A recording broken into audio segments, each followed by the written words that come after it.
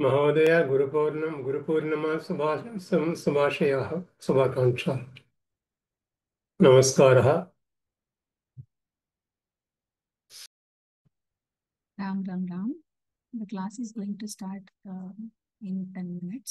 Please wait. Namaskar Mahodaya. Namaskaram Bhagini. Class is going to start soon. Namaste Mahodaya. नमस्ते नमस्ते Guru Purnima Pranams Mahodaya. Guru Purnima नमस्ते महोदय। Mahodaya, please bless us Mahodaya. Guru Purnima नमस्काराः। नमस्ते नमस्ते नमस्काराः। नमस्कारः श्री गुरुभ्यो नमः। वेरी गुड नमस्काराः। गुरुभ्यो नमः।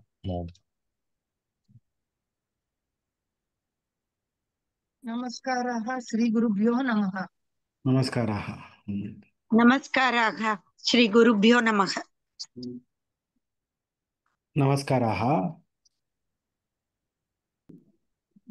इदानीं दृश्यते वा सम्यक्? आं Mahodaya, दृश्यते।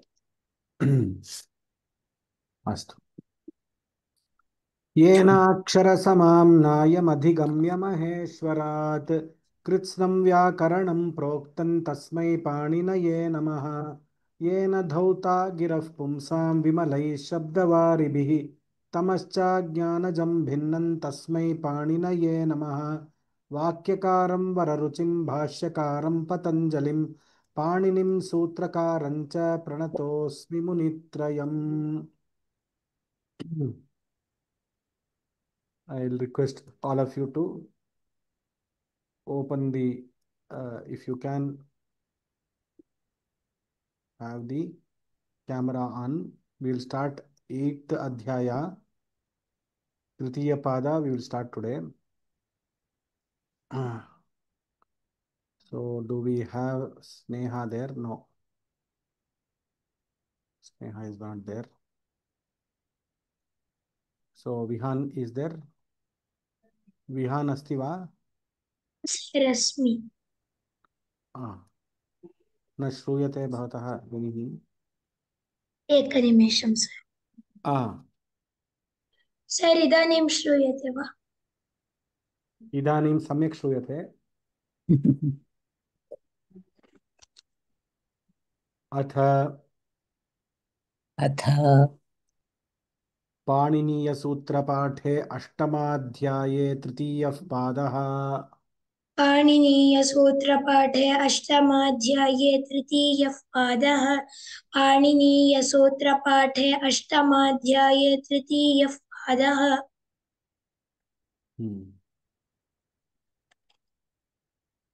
मतुवसोरु मतुवसोरु सम्बुद्धौ सम्बुद्धौ छन्दसि छन्दसि अत्रानुनासिकस्य अत्रानुनासिकः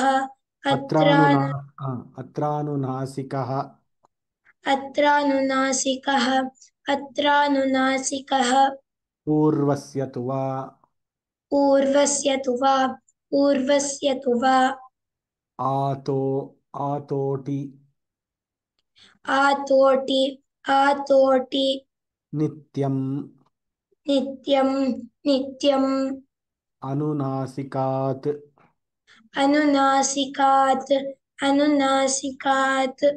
परोनुस्वारः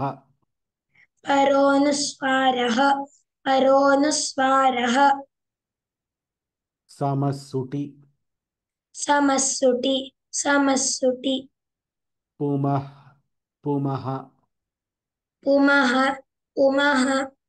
खय्यं परे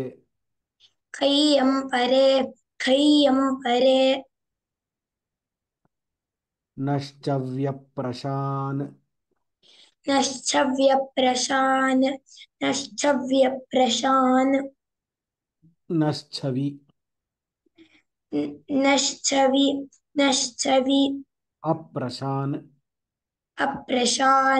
अप्रशान्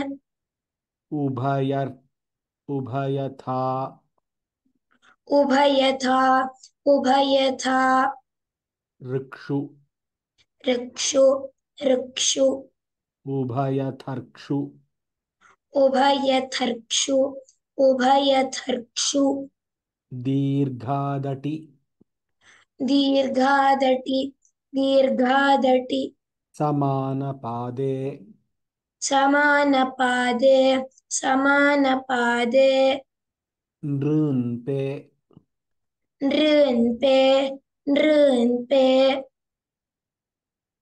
स्वतवान् पायौ स्वतवान् पायौ स्वतवान् पायौ कानाम्रेडिते कानाम्रेडिते कानाम्रेडिते ढोढे लोपः ढोढे लोपः ढोढे लोपः रोरि रोरि रोरि परवसानयोः करवसानयोः करवसानयोः विसर्जनीयः विसर्जनीयः विसर्जनीयः रोस्सुपि रोसुपि रोसुपि भो भगो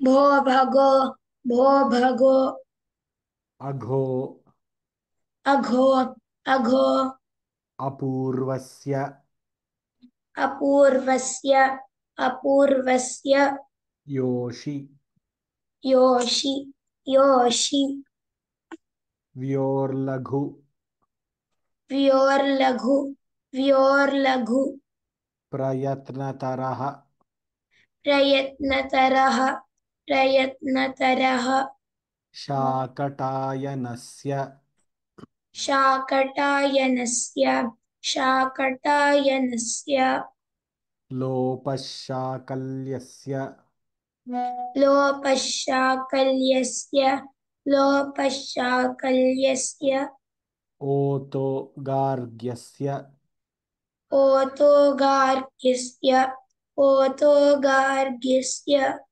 ऊञ्चपदे उञ्चपदे उञ्चपदे हलि सर्वेषां हलि सर्वेषां हलि सर्वेषां मोनुस्वारः मोनुस्वारः मोनुस्वारः नश्चापदान्तस्य नष्टापदान्तस्य नष्टापदान्तस्य झलि झलि झलि मोराजि मोराजि मोराजि समःक्वौ समःक्वौ समःक्वौ हेमपरेवा हेमपरेवा हेमपरेवा नपरेणः न परेणः न परेणः ङोः ङोः ङोः ङोः कुक् टुक् उक्टुक् उक्टुक् शरि शरि शरि ढस् हाँ ढस्सिधुट् डस्सिधुट् डस्सिधुट् नश्च नश्च नश्च शितुक् शितुक् शितुक् नमो ह्रस्वात् नमो ह्रस्वात् नमो ह्रस्वात् अचि अचि अचि ङमुन्नित्यम् ङमुन्नित्यं ङमुन्नित्यं मय उयो मय उयो मय उञो ओ वा वो वा वो वो वा वो वा विसर्जनीयस्य सः विसर्जनीयस्य सः विसर्जनीयस्य सः शर्परे विसर्जनीयः शर्परे विसर्जनीयः शर्परे विसर्जनीयः वाशरि वाशरि वाशरि कुप्वोः कुप्वोः कुप्वोः कप् कह्फौ च कहपौ च कहपौ च अर्धविसर्गम that symbol is अर्धविसर्गम कुप्वोः कप्वौ च उपोः कपौ च उपोः कपौ च वस्तुतः that visarga should not be there in the screen. It is kupvoh kapvou cha kupvoho. How we will split first fully. Kupvoho कुप्वोः कुप्वोः ha kafvou cha. कहपौ च कहपौ च Now I will remove the visarga and tell kupvoh kapvou cha कुप्वोः कहपौ च कुप्वोः कहपौ च sopadadau सोपदादौ सोपदादौ inashah इणशः इणशः namaspuraso gar namaspurasoho नमस्पुरसोः नमस्पुरसोः gatyoho गत्योः गत्योः idudup idudupadhasya इदुदुपधस्य इदुदुपधस्य चा प्रत्ययस्य चाप्रत्ययस्य चाप्रत्ययस्य तिरसः तिरसः तिरसः अन्यतरस्याम् अन्यतरस्याम् अन्यतरस्याम् द्विस् द्विस्त्रिश्चतुरिति द्विस्त्रिश्चतुरिति द्विस्त्रिश्चतुरिति कृत्वोऽर्थे कृत्वोऽर्थे कृत्वोऽर्थे इसुसोः इसुसोः इसुसोः सामर्थ्ये सामर्थ्ये सामर्थ्ये नित्यं नित्यं नित्यं समासे समासे समासे अनुत्तरपदस्थस्य अनुत्तरपदस्थस्य अनुत्तरपदस्थस्य अतः कृकमि अतः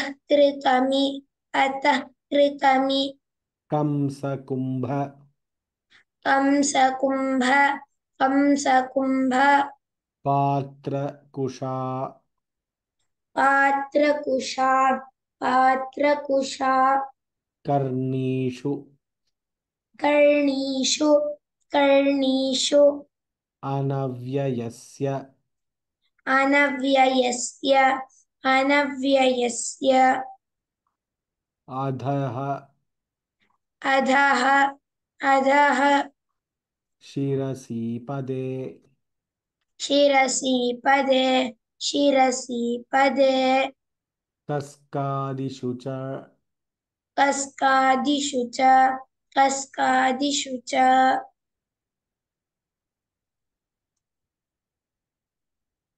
छन्दसि छन्दसि छन्दसि वा वा वा अप् अप् अप्राम्रेडितयोः अप्राम्रेडितयोः अप्राम्रेडितयोः कः करत् कः करत् कः करत् करति कृधि करति कृधि करति कृधि कृतेष्वनिदे कृतेष्वनदितेः कृतेष्वनदितेः ऋतेष्वनदितेः पञ्चम्याः पञ्चम्याः पञ्चम्याः परा परावधर् पञ्चम्याः परौ पञ्चम्याः परौ पञ्चम्याः परौ अध्यर्थे अध्यर्थे अध्यर्थे परावध्यर्थे परावध्यर्थे परावध्यर्थे पातौ च बहुलम् पातौ च बहुलम् पातौ च बहुलम् षष्ट्याः षष्ट्याः षष्ट्याः पतिपुत्र पतिपुत्र पतिपुत्र पृष्ठपारपद पृष्ठपारपद पृष्ठपारपद पयस्पोषेषु पयस्पोषेषु पयस्पोषेषु इडाया वा इडाया वा इडाया वा अपदान्तस्य अपदान्तस्य अपदान्तस्य मूर्धन्यः मूर्धन्यः मूर्धन्यः सहेः सहेः सहेः साडस्सः साडस्सः साडस्सः इन्कोः इन्कोः इन्कोः नुं विसर्जनीय नुं विसर्जनीय नुं विसर्जनीय शर्व्यवायेऽपि शर्व्यवायेऽपि शर्व्यवायेऽपि उत्तमम् आदेशप्रत्यययोः आदेशप्रत्यययोः आदेशप्रत्यययोः शासिवसि शासिवसि शासिवसि घसीनाञ्च घसीनाञ्च घसीनाञ्च स्तौतिन्योः स्तौतिन्योः स्तौतिन्योः येव एव एव षण्यभ्यासात् षण्यभ्यासात् षण्यभ्यासात् अस्विदि सस्विदि सस्विदि स्वदिसहीनाञ्च स्वदिसहीनाञ्च स्वदिसहीनाञ्च प्राक्सितात् प्राक्षितात् प्राक्षितात् अड्व्यवायेऽपि अड्व्यवायेऽपि अड्व्यवायेऽपि स्थादिषु स्थादिषु स्थादिषु अभ्यासेन च अभ्यासेन च अभ्यासेन च अभ्यासस्य अभ्यासस्य अभ्यासस्य उपसर्गात् उपसर्गात् उपसर्गात् सुनोति सुनोति सुनोति सुवति सुवति सुवति स्यति स्यति स्यति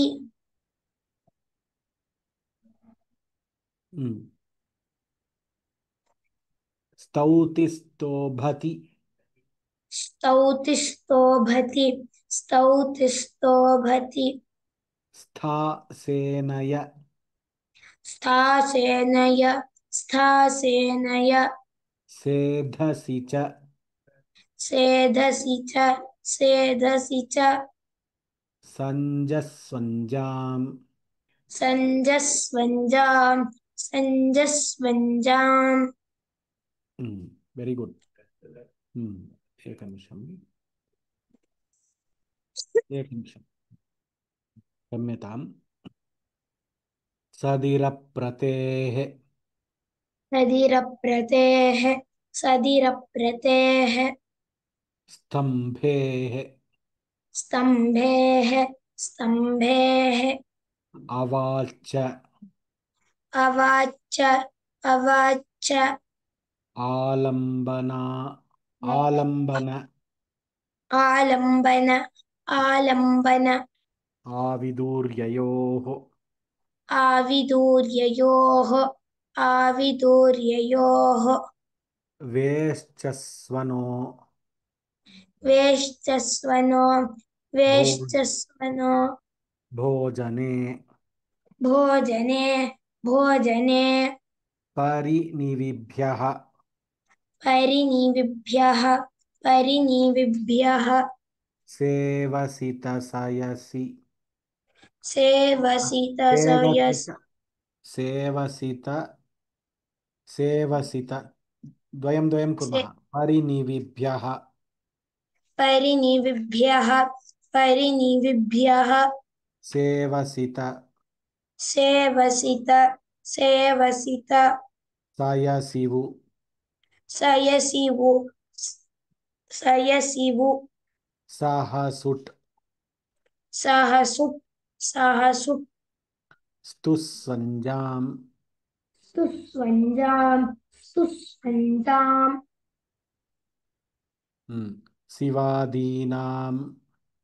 शिवादीनां शिवादीनां वा अड्व्यवायेऽपि वा अड्व्यवायेऽपि वा अड्व्यवायेऽपि अनुविपरि अनुविपरि अनुविपरि अभिनिभ्यः अभिनिभ्यः अभिनिभ्यः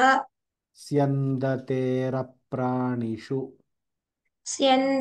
स्यन्दतेरप्राणिषु स्यन्दतेरप्राणिषु वेस्कन्देः वेस्कन्देः वेस्कन्देः अनिष्ठायाम् अनिष्ठायाम् अनिष्ठायाम् परेश्च परेश्च परेश्च परिस्कन्दः परिस्कन्दः परिस्कन्दः प्राच्यभरतेषु प्राच्यभरतेषु प्राच्यभरतेषु स्फुरति स्फुलत्योः स्फुरति स्फुरत्योः स्फुरति स्फुरत्योः निर्निविभ्यः निर्निविभ्यः निर्निविभ्यः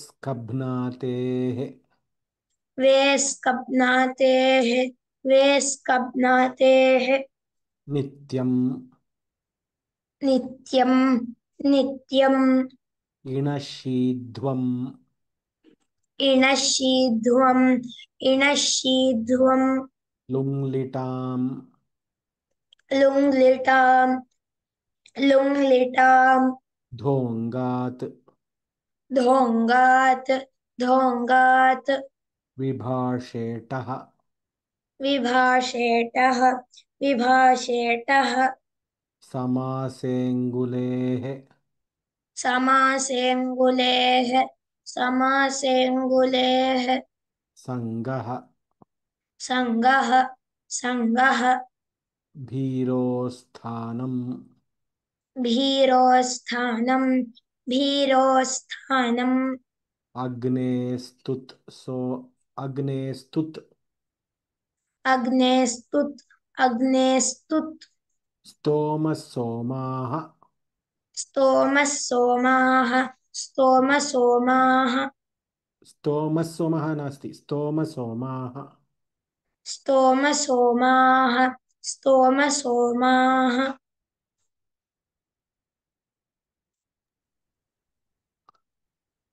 श्रूयते वा ज्योतिरायुषः ज्योतिरायुषः ज्योतिरायुषः ज्योतिरायुषः ज्योतिरायुषः ज्योतिरायुषः स्तोमः स्तोमः स्तोमः मातृपितृभ्यां स्वसा मातृपितृभ्यां स्वसा मातृपितृभ्यां स्वसा मातुः पितुर्भ्यां मातुः पितृभ्यां मातुः पितृभ्याम् अन्यतरस्याम् अन्यतरस्याम् अन्यतरस्याम् अभिनिसः अभिनिसः अभिनिसः स्तनशब्दसंज्ञायाम् स्तनशब्दसंज्ञायाम् स्तनशब्दसंज्ञायाम् उपसर्ग उपसर्ग उपसर्ग भ्यां भ्याम् प्रादुर्भ्याम् प्रादुर्भ्याम् प्रादुर्भ्याम् अस्तिर्यच् परः अस्तिर्यच् परः अस्तिर्यच् परः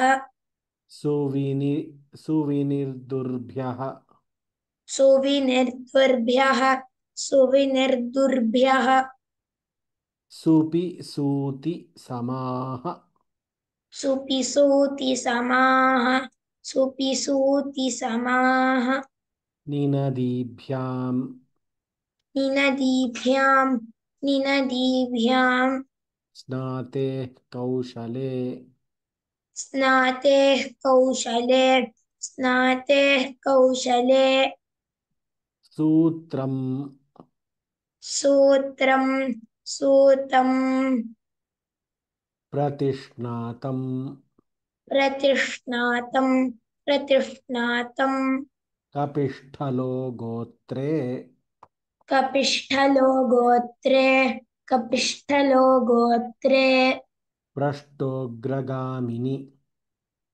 पृष्ठोग्रगामिनि पृष्ठोग्रगामिनि वृक्षासनयोः वृक्षासनयोः वृक्षासनयोः विष्टरः विष्टरः विष्टरः छन्दोनाम्नि च छन्दोनाम्नि च छन्दोनाम्नि च गवियुधिभ्यां स्थिरः गवियुधिभ्यां स्थिरः गवियुधिभ्यां स्थिरः विकुशमि विकुशमि विकुशमि परिभ्यस्थलम् परिभ्यस्थलम् परिभ्यस्थलम् अम्बाम्ब अम्बाम्ब अम्बाम्ब गोभूमि गोभूमि गोभूमि सव्याप सव्याप सव्याप द्वित्रिकुशेकु द्वित्रिकुशेकु द्वित्रिकुशेकु शङ्क्वङ्गु शङ्क्वङ्गु शङ्क्वङ्गु मञ्जिपुञ्जि मञ्जिपुञ्जि मञ्जिपुञ्जि परमे बर्हिर् परमे बर्हिर् परमे बर्हिर् दिव्यग्निभ्यः दिव्यग्निभ्यः दिव्यग्निभ्यः स्थः स्थः स्थः सुषमादिषु च सुषमादिषु च सुषमादिषु च येति संज्ञायामगात् एति संज्ञायामगात् एति संज्ञायामगात् नक्षत्राद्वा नक्षत्राद्वा नक्षत्राद्वा ह्रस्वात् रस्वात् रस्वात् तादौ तद्धिते तादौ तद्धिते तादौ तद्धिते निसस् निसस् निसस्तपतौ निसस्तपतौ निसस्तपतौ अनासेवने अनासेवने अनासेवने युष्मत् युष्मत् युष्मत् तत् तत् तत् ततक्षुः ततक्षुः ततक्षुः श्वन्तः पादम् श्वन्तः पादं श्वन्तः पादं यजुष्ये केशाम् यजुष्ये केशां स्तुतस्तोमयोः स्तुतस्तोमयोः छन्दसि छन्दसि छन्दसि पूर्वपदात् पूर्वपदात् सूयः सूयः सूयः सनोतेरनः सनोतेरनः सहेः सहेः सहेः पृतनर्ताभ्यां च पृतनर्ताभ्यां च नरपर नरपर सृपि सृजि सृपि सृजि स्पृशि स्पृहि स्पृशि सवनादीनां सवनादीनां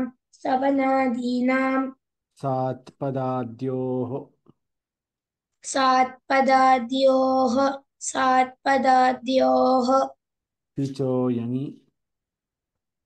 शुचोयङि सिचोयङि सेधतेर्गतौ सेधतेर्गतौ प्रतिस्तब्धनिस्तब्धौ च प्रतिस्तब्धनिस्तब्धौ च प्रतिस्तब्ध प्रतिस्तब्ध निस्तब्धौ च निस्तब्धौ च सोढः सोढः स्तम्भु स्तम्भु शिवुसहाञ्चङि शिवुसहाञ्चङि सुनोतेस्य सनोः सुनोतेस्य सनोः तदेव परस्य लिपि सदेव परस्य लिटि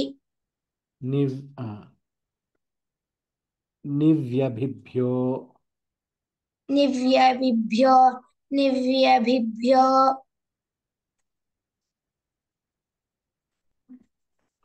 अड्व्यवाये अड्व्यवाये वा छन्दसि वा छन्दसि निव् निव् निव्यभिभ्यो निव्यभिभ्यो अड्व्यवाये अड्व्यवाये वा छन्दसि वा छन्दसि मतुवसोरु मतुवसोरु ऊयीच ऊञ्च ईदुदुपधस्य ईदुदुपधस्य सौतिन्योर् स्तौतिन्योर् भीरोर्ह्रस्वात्तादौ वीरोर्ह्रस्वात्तादौ एकोनविंशतिः एकोनविंशतिः इति पाणिनीयसूत्रपाठे इति पाणिनीयसूत्रपाठे इति पाणिनीयसूत्रपाठे अष्टमाध्याये तृतीयः पादः अष्टमाध्याये तृतीयः पादः अष्टमाध्याये तृतीयः पादः Very good repetition by our Vihan. Excellent.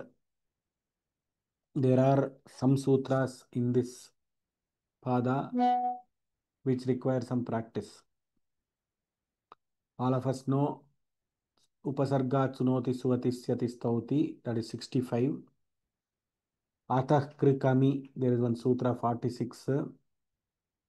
Then we have Parini Vibhyaseva Sita Saya Sivu Saha Sutstu Swanyam 70.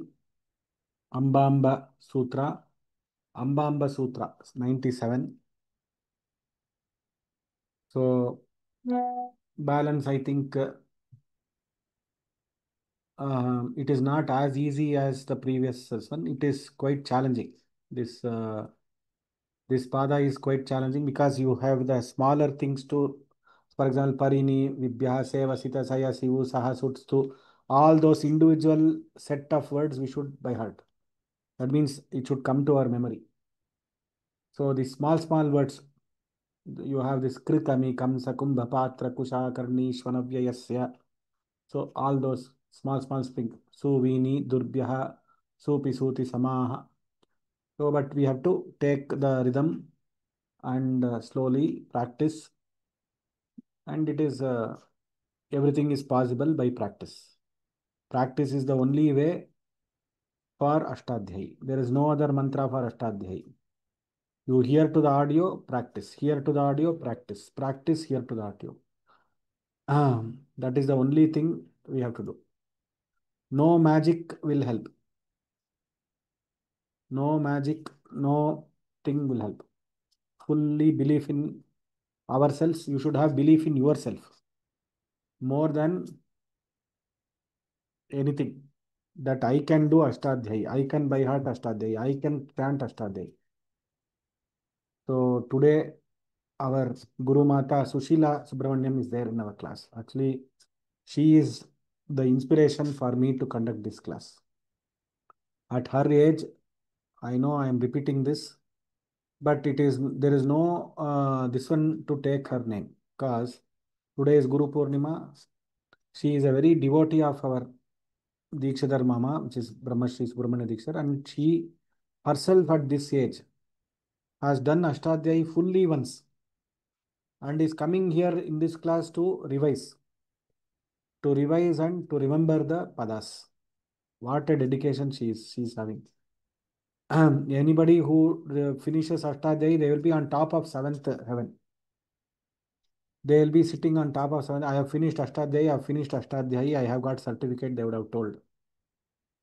But Sushila Bhagini is reminding us that Ashtadhyayi or Vyakarana is so volatile that how much ever you do revision, it seems new to you. Even though you are practicing, so we have to keep on practicing. That is the only way for Vyakarana Shastra. But once you by heart this Vyakarana Shastra, once you by heart this Ashtadhyayi, then you see the power of Ashtadhyayi and Amarakosha is so powerful. It will take you to the next level of understanding the language and understanding this one. Then we will feel. See, if you see Himalayas, see, I am seeing Arun Kumar Tangavel has got a background. Background is Himalayas. Very recently, I had been to Nepal and I had in the World Sanskrit Conference. That is why I didn't take class for the last 2-3 weeks. So I saw the Himalayas. When you see the Himalayas, you feel very small in front of Himalayas. Your ahankara goes away. So when we see this Parvata Shreni and when we see this Meru Grantha like Ashtadhyayi, when we by heart Ashtadhyayi, when we know the meanings of Ashtadhyayi, when we know the depth of Ashtadhyayi, all our egos, our ahankara will be bhasmasat kurute Arjuna. It will become bhasma. these granthas are, when I study these granthas, I always think our rishis have given these granthas for chitta shuddhi, that is for jnana and for understanding and removing all the impurities. Though it is a Vyakarana Grantha, still it will remove our impurities. All of you will think, why, how can a Vyakarana Grantha remove my doshas and etc.? It will make you humble. It will bring you to a samasthiti. Such is the composition of our rishis. So that is the beauty of this Ashtadhyayi. You are all coming with great devotion. How can I thank all of you? I don't know. You are all coming with great devotion to the class. And studying this with utmost reverence and respect. That Shraddha will take you long. You will be able to read this. What is required is Shraddha in the Grantha, in the Acharya who is teaching, and in the Vishaya, the subject. If you have that, everything will come automatically. So I am grateful to that. We will do some practice of 7, 8, 2. I think 8, 2, we have to do some practice. Amogha was telling. So we'll do the practice of 8, 2. Anybody who wants to recite 8, 2 can lift their hands. We have to do more of 8, 3. We have to do 3 more classes are there. So if any doubts are there in the sutras, we can ask. Geeta Kishore, I think she's having one question. What is the question, Geeta Bhagini? Geeta Hari Om Bhagini, any Mahodaya. question? Hari Om Mahodaya. Tell me. First of all, I would thank to you on this occasion of Guru Purnima that we are very much blessed to come under your guidance and learn such things. I just wanted to share one experience. After I started learning or reciting Sanskrit, lot of changes internally I'm feeling it, Mahodaya. I can't tell like how it is it, but I am able to feel that. So I just wanted to share that. 100%. 100%. Dhanyavad. I am thankful very much for your devotion and for your Shraddha. I am sure others will have such similar experiences. If anybody wants to share something, you can share similar experiences, especially Ashtadhyayi. I will tell you one. There were many people, when they came first for the Ashtadhyayi class in the previous batch, they were not knowing some shlokas also. They came only for language improvement. When they came for language improvement, afterwards they started reading Ramayana, Bhagavata and all. Their pronunciation, their speed of reading, everything improved. I am sure there are many people who would have experienced that. क्षम्यतां महोदय मम नाम सम्पूर्णम् Sampurna. Tamil Bhasha vadami. So my teachers used to say you are pronouncing Sanskrit like a Tamil because Tamil only one ka pa ma asti kila. Pronunciation is like that only. Now after coming this Vyoma on learning this Ashtadhyayi, little bit improvement is in my pronunciation, it seems, Magodaya. And also now I joined Yoga Sutra and got there also A grade mark, Magodaya. All because of your guidance and Amokha Magodaya. Dhanyavada Magodaya. This Guru Purnima, mama pranams to you, Magodaya. Dhanyavada. Great. That is, it's all Guru Kataksha only. So it is our gurus who have trained me, through whom I am just a channel. So I will remember my gurus, Vidushi Anantalakshmi Natarajan, my guru who taught me basic when I was like Sri Vidya, and when I was just small. This one, my first guru was my own parents. Afterwards, I was taken to Anantalakshmi Natarajan, Geeta Govinda Samskrita Sangha. It is going to celebrate a 50th year. So there I had an opportunity. I was a very small boy. I studied Sanskritam under her. And then she said, you have to study higher advanced Sanskrit. And she guided me to the scholars. She was a scholar, but she said Shastra you have to learn from Shastric scholars. So Vijayalakshmi Mahabaleshwar Bhatt. She is one great scholar who taught me basic grammar, Siddhanta Kaumudi, etc. Then Vidwan Soti Nagaraj. He is a Mahamahopadhyaya. He taught me the entire Vyakarana Shastra. I went to college and I studied. And then Vidwan Mahabaleshwara Bhatt, whose Karuna even today is there. All these gurus are blessing me even today. I remember them on this Guru Purnima day, and they have always said that you keep on teaching Vyakarana to others. That is the only Guru Dakshina you can give us. So when I asked them what Guru Dakshina I should give you, so they said you have to continue this parampara and teach this. That is the only Guru Dakshina. They have not taken 1 rupee from us, from students, not only me, many students. So the same thing will be applicable to all of us also. We have to learn and we have to teach. We have to learn, we have to teach. It is okay if you can't teach in a forum like Vyoma, etc. But we should learn and we should teach at least 4 or 5 kids, some 4 or 5 children, or some elders, one-on-one teaching. Something we have to do. Learn, teach, learn, teach. This is how that entire knowledge is passed on from generation to generation. No other thing will give satisfaction to a guru when he sees his shishyas and his prasishyas chanting or learning it very well. So if you train one more shishya and bring them to me and say, I learnt Ashtadhyayi from you, Acharya, now I have trained one more person.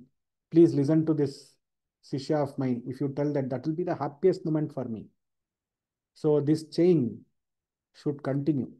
This chain of learning should continue, and it should be very pramanika. That means we should have devotion while teaching. Forget about what the students are doing.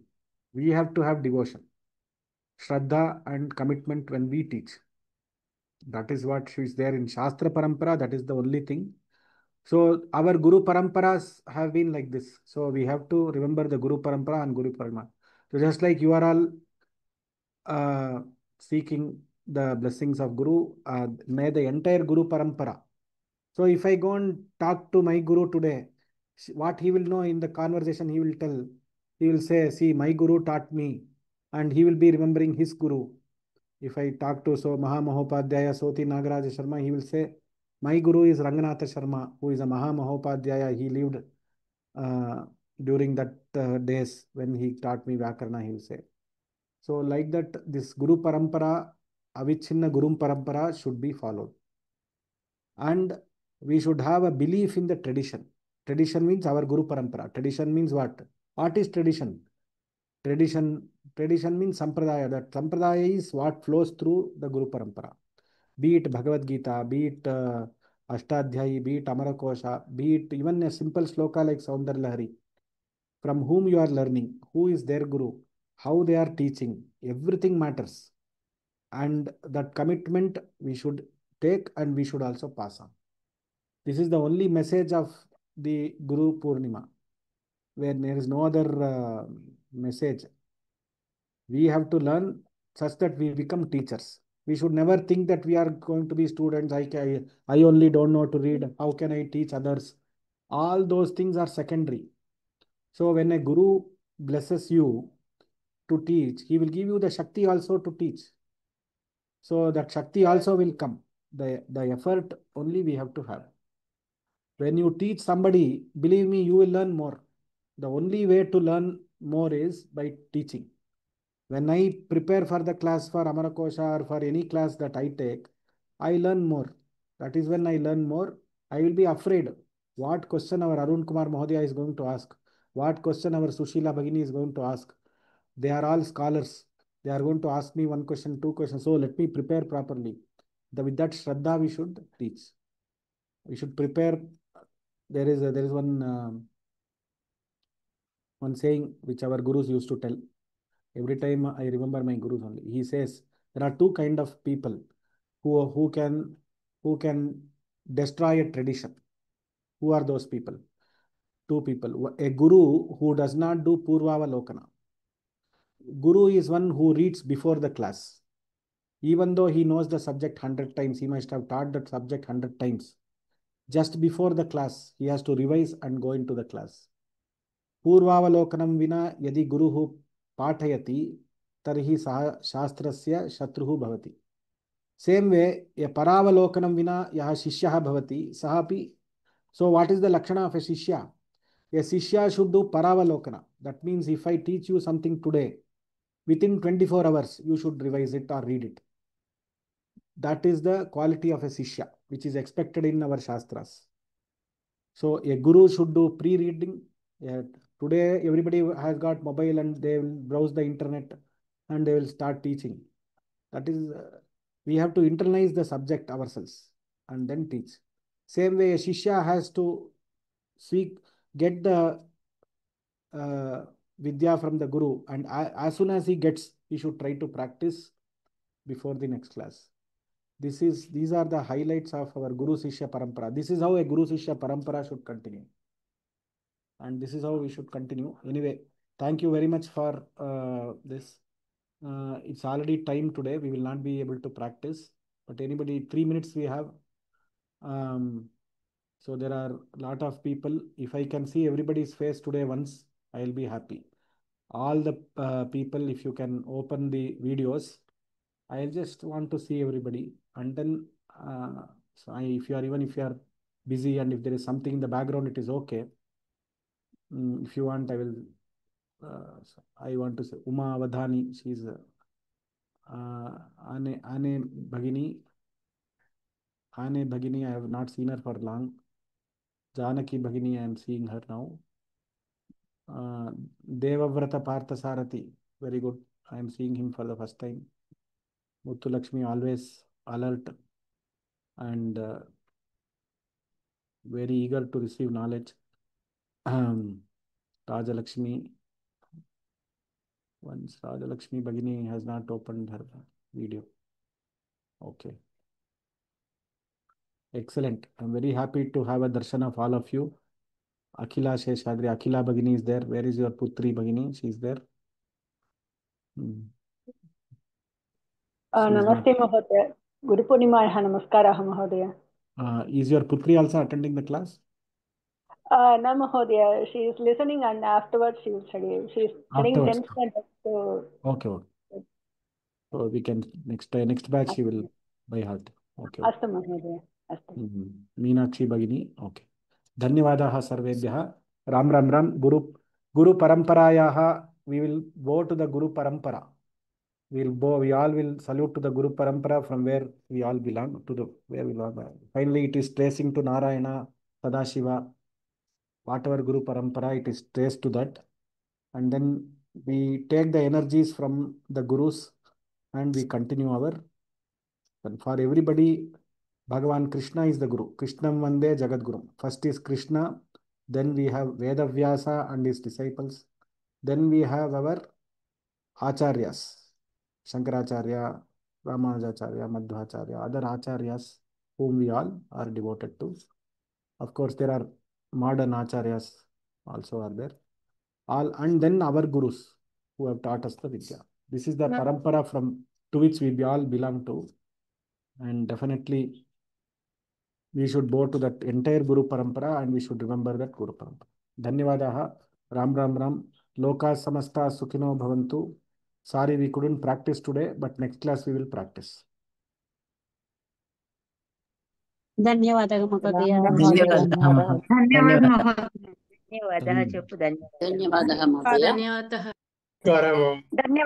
మహోదయ. ధన్యవాదాలు మహోదయ. ప్రణామ్.